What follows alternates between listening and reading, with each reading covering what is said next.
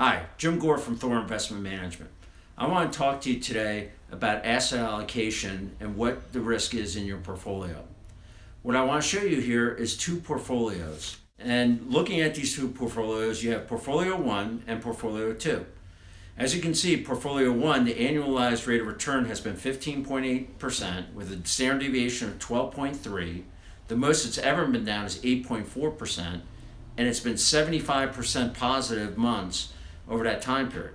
Portfolio 2, on the other hand, the annualized rate of return is 1/3 of that of Portfolio 1. It's only 5.4% annualized.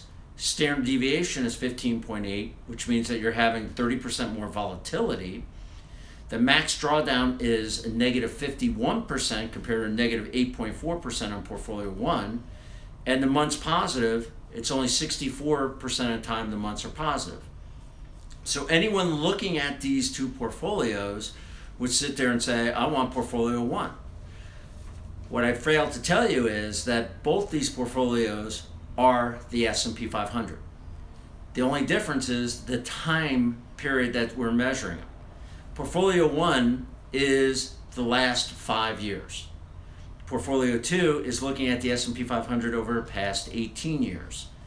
What we're seeing now is more of what is called a recency bias, where investors are looking at what has happened in the market for the last 5 years, and they think that's going to continue in the future.